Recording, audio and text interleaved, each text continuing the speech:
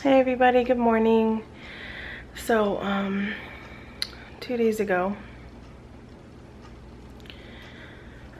we got some pretty hard news, and so far, it really hasn't hit me yet, but, Michael was, out of work for a little while because he was experiencing pain, and I have been crying a little bit this morning, so some pain in his left eye, so it would be this one for him. And so pretty much he felt like a pressure and just pain behind his eye, and it was like a headache, like a headache that never went away. And he's already on day 10 of still having the pain. His eyesight started to go in his eye, and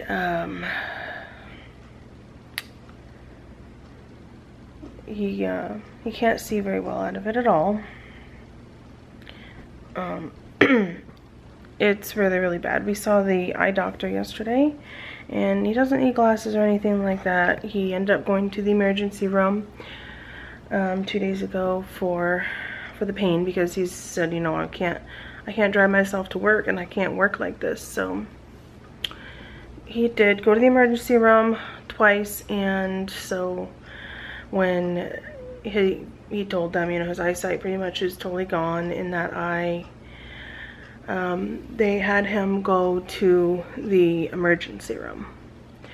They told him that he needed to get a CAT scan.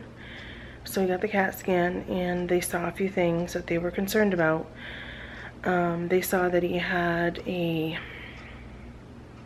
metal thing in his neck, which we don't really know anything about that, other than they don't know what it is, they don't know where exactly, and I have allergies, so just this one eye. So ended up seeing something and he needed to get an MRI, and they saw that he had like a white foggy, it was like maybe half of your forehand, like this, just like the half of your palm, like that's about how big it was. And they diagnosed him with MS, multiple sclerosis. Yeah, I think I'm saying that right. And so he left at like 9:30 that morning, and he didn't get home until about 5, and he came with his mom, and I was home with the kids, and she ended up driving him back, and he told me that, you know, she was gonna watch the kids for the night, and because he had to tell me about, you know, what happened that day. And so he told me, and I started to cry like while the kids were here, because I knew something was wrong, and I stopped myself crying quite a few times, and then they left, and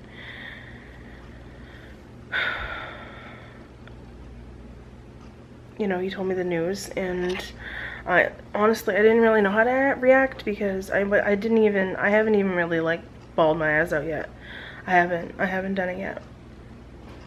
Every single time I get news that's hard to hear, which I do often, I've dealt with my mom being sick, and my grandparents passing away, and my mom passing away, and so I pretty much just freeze. Like I just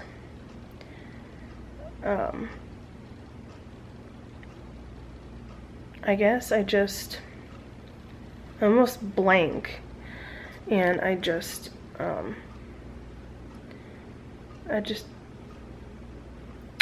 know how to explain it. All I know is that I just haven't like completely not accepted it, but hasn't quite hit me yet, which is the best way to put it. And I almost just try not to think about it. Like my body And my brain has always dealt with things sort of like, okay, figure out, just stay calm and figure out everything about it. Honestly, I didn't know what it was, so I didn't know what I needed to be upset about. I didn't know what was gonna happen, so I had to look it up, and I've been looking it up, and it's sort of just been hitting me about like how it's going to affect Michael in our lives, and knowing what it is now, it does make me sad, and it's like coming in waves, just sort of me figuring out what it is and how it's going to affect our lives and affect him. And what I'm worried about is him being in pain. I don't want him to be in pain, and he's in pain right now. So and it sucks because he wakes up every morning and he just has a headache, a migraine. He has pain, and he has a hard time keeping his eyes open because at the moment he's sensitive to light. His eye there's nerve damage in it, and it's swollen. The good thing is with multiple sclerosis is that the pain and his eyesight will come back, but this could happen again, and it will happen again most likely. But he can get on medication to keep it from happening, and it will shorten the time that's going to take to heal, and it will keep it from happening as often. He has to get on like some type of a steroid medication, and the reason why he has that white cloud in his brain is because every time he has or is going to have a relapse or a flare-up with something that is going to be because of the MS, is going to give him scar tissue. Because what is going on is his brain isn't telling his body to do something, like his eye to see, and he's going to have other problems come up that I've read so far, like he's going to have numbing and tingling and pins and needles. He might even have paralysis on like one side of his body, or maybe even both sides. It could be his arm, it could be his leg, it could be, I don't know, the other side, or both. And so every single time his brain is going to scar, and he's going to be experiencing pain in his life. He is going to experience being tired, and the tiredness is something that I've noticed in him, but we always just thought it was just him. Like, he worked a lot of overtime in his life, and he works a lot, and he worked third shift, and so he didn't always get as much sleep as he needed. But I've always known that he has a hard time waking up. He falls asleep everywhere, he always has, and I never thought about it like as a symptom. And honestly, a lot of the symptoms of multiple sclerosis are very common. Like, a lot of people have these issues and they won't even think anything of it. I even have some of the symptoms.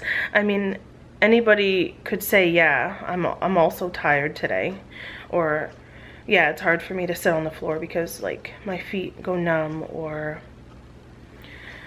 you know, people could have those symptoms. A lot of people do, and they do have multiple sclerosis, and they don't realize it for a long time, and because these problems go away, but they come back. So they just think, you know, maybe I worked out too hard in the gym today, or maybe I just didn't get enough sleep, or maybe I hurt myself. And so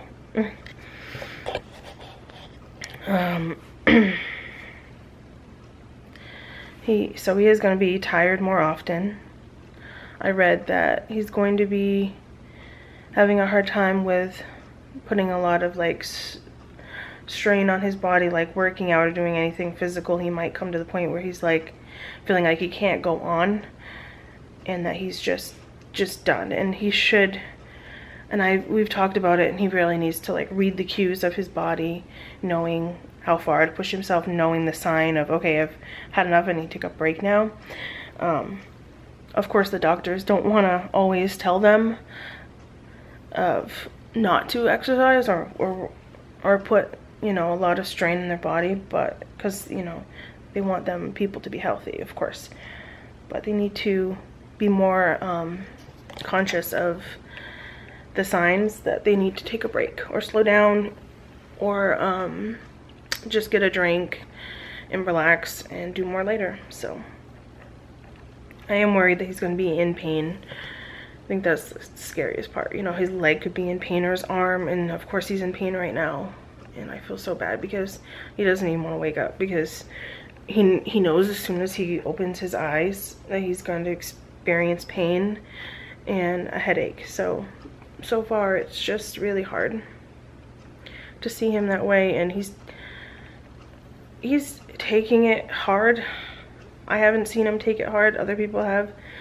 He's like, I am pretty much just being really strong for him and just telling him to be calm and he's gonna be okay. And so that's just what's going on for now. It'll hit me one of these days.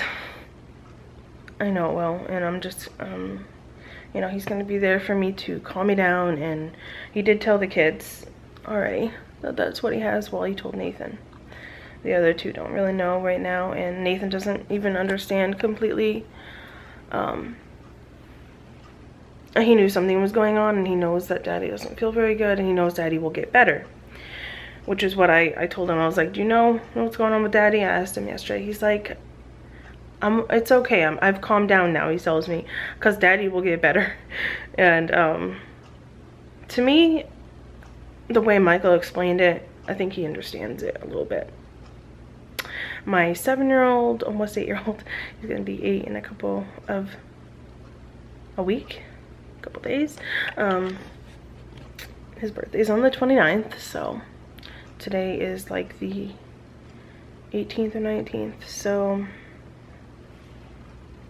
really soon. And Micah's 4, and they don't know yet. But he so far is getting a temporary leave from work, or I think it's temporary leave or temporary disability. And so we're going to be working on figuring out if he can go to work. So far he's sort of back and forth, like, yeah, I might go back to work if it's like a different, like a sit down job. Maybe they can find something for me that's sort of not as strenuous. But then again, I worry about his memory, because he's going to be more forgetful, and he's gonna have a hard time remembering or thinking of things. So that is something that I want him to be cautious of and to think about when he does go back to work, if it's a good idea at all. He definitely doesn't like the idea of not ever going back to work, because we're worried about our money situation. But I think that everything's gonna be okay, because now I have the option to go to work, and I might, but I need to get my license first, because I don't have that right now. I have major anxiety, and when I sort of, at the time that I had my permit, it expired because my mom passed away right then. And I never went for it again, and I wasn't feeling like completely ready with going for it either. I had only driven maybe the same route, only for like 20 minutes every time, and I was really having a hard time understanding different I guess just, what is it, like different like red lights, like not different red lights, but different intersections. They're all different, and it's very hard for me to understand. Even when Michael's driving, I'm like trying to understand, this one has the right of way and we don't, and it's scary. But I'm gonna have to learn, and I have to step up for my family. And I've already felt like I've already done that a little bit. There's a couple of things that were Michael's job around the house that I'm doing now. And I'm trying to just keep, like, usually when the boys are upset, I usually show my irritation a little bit, and I've just been trying to keep everybody happy and showing Michael that Even when things get stressful with the kids, I can be completely calm and patient, and I can do that for them. And I'm kind of excited about that because Michael's going to see me more often if he does stay home and not decide to go to work. And he's actually really kind of happy about that. Like, there's good things that come with this and a lot of bad things that come with it, and I'm not sure which outweighs what. I guess the bad things will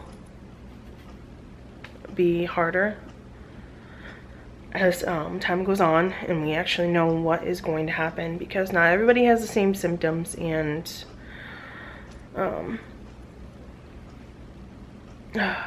it's just hard. Like, when he first told me, I was like, you've got to be kidding me. Like, this cannot be happening. Like, this isn't, like, no. Like, my mom had muscular dystrophy. It was socially myotonic dystrophy, but it's in the same, what she had was like the worst kind. So it was just hard for me to hear, because I've been dealing, like, I know I've been around sick people, and I always feel like I am, and I still am now. But that's okay, you know. He's not as bad off as my mom was, or I don't know if he ever will be that. I don't think it's going to lessen his life. I don't think he's going to die early or anything like that, which is the good thing. I just worry about him being in pain. I don't want him to be in pain, and I don't want him to feel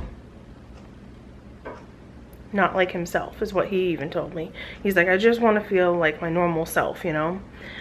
So he's going to get on the right medication to lessen his flare-ups, or attacks or episodes, whatever you call it, and lessen the amount of time that they do happen. And I'm going to be there for him, be there for my family, and we're going to be okay. But it is scary and it is sad, and I haven't quite accepted it or even had a time to just digest it and like really think about it completely. It's really scary, and I actually haven't been sleeping at all for the past 2 nights. I didn't sleep anything, not last night, but the night before I didn't sleep at all. And last night I fell asleep around 2 in the morning, and I got up around 6. So, and of course I tossed and turned and had a hard time sleeping even during those hours, but I did get some sleep, so that is good. Michael is actually going to be tired more often, and I'm going to have to be kind of prepared for that. And I already kind of am already. I don't know. I'm still learning about everything. We're going to be going to see a neurologist, so I'll know more. I'm not even 100% sure of everything I just said. It might not even be 100% accurate, so don't quote me on it. But, you know, we're going to all learn more. Me and Michael are going to learn more about what's going on, and maybe I'll talk about it in a different video. But that is all for now. Thank you for listening. If anybody has any advice or tell me a little bit about your story with it, that would be awesome. But yeah, Michael and I are engaged, and he does want to get married, and he even wants to have more kids, which is something that I think we need to talk about a little bit more. But because I'm not even completely 100% sure that that's a smart idea right now, just because the kids are a little bit older, and I don't even know. Yeah.